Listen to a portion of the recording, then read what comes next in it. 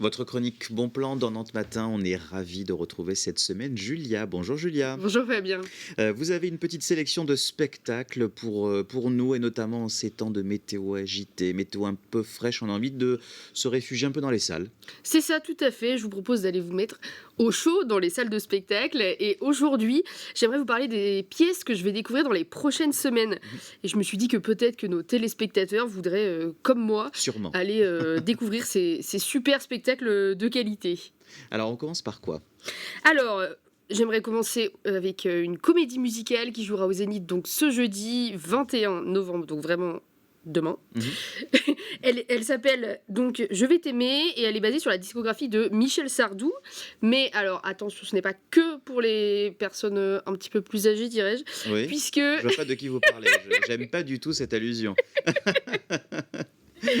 puisque C'est pour tout le monde. oui, c'est pour tout le monde, tout à Voilà, fait, puisque les chansons sont reprises par la nouvelle génération, tout à à fait. l'image par exemple de Timéo, qui est une star des réseaux sociaux. Et donc c'est un spectacle qui va rassembler toutes les générations. Et moi j'ai même prévu d'y aller avec ma maman. Ah oui, ça va rassembler tout le monde, on va pouvoir chanter notamment les lacs du Connemara. Bon, c'est parfait pour toute la famille.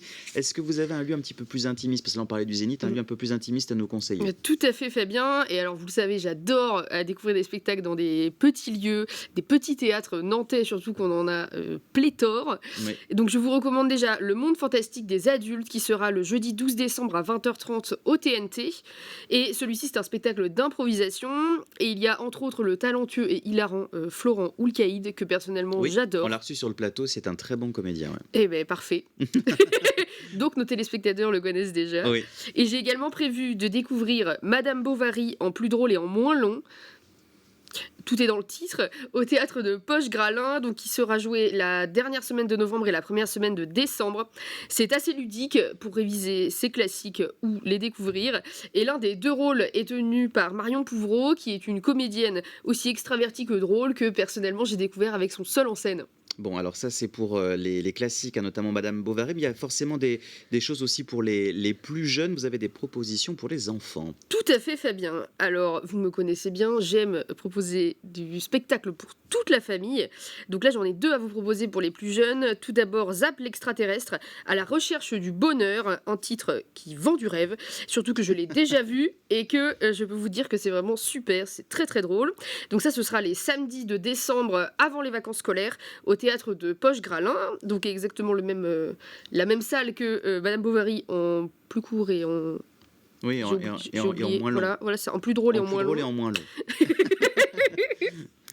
Et donc celui-ci, pour le coup, c'est le seul que j'ai déjà eu l'occasion de voir, donc Zap l'extraterrestre, que j'avais vraiment adoré, donc je vous le recommande. Et ensuite, à partir du 27 novembre, vous pourrez découvrir la nouvelle création jeune public au théâtre sans nom qui s'appelle Le Bossu de Notre-Dame, Oui. donc un autre classique de Victor Hugo qu'on connaît.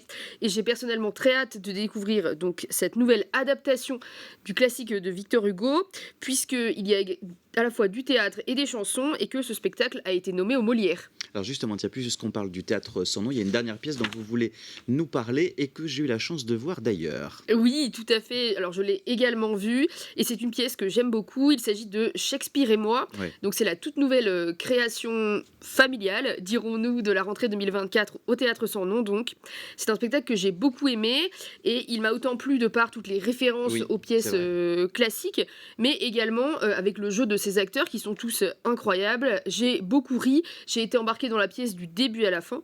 Et alors le texte est signé Peter Dervillez, que j'aime beaucoup. C'est un auteur et un acteur, puisqu'il interprète aussi le rôle Oui, c'est vrai. principal de la pièce. Et je le suis depuis des années, et j'adore à chaque fois ce qu'il fait. Donc vraiment, allez découvrir ce spectacle. Ils sont vraiment tous formidables sur scène, hein. Mm. Franchement, et c'est vraiment une version moderne aussi, parce qu'on dit Shakespeare, bon, ça peut être un petit peu rédhibitoire, mais pas du tout, faut y aller, parce que c'est vraiment quelque chose de très intéressant. Merci beaucoup, Tout à Julia, fait. pour tous ces références, tous ces spectacles. Alors, on peut vous retrouver évidemment sur les réseaux sociaux sous les chroniques d'une Nantaise, et on va voir un petit peu le récapitulatif de toutes les pièces dont vous nous avez parlé aujourd'hui. Le voici, ce petit récapitulatif, avec donc le Zénith, le TNT, le Théâtre de Poche ou encore le Théâtre sans nom.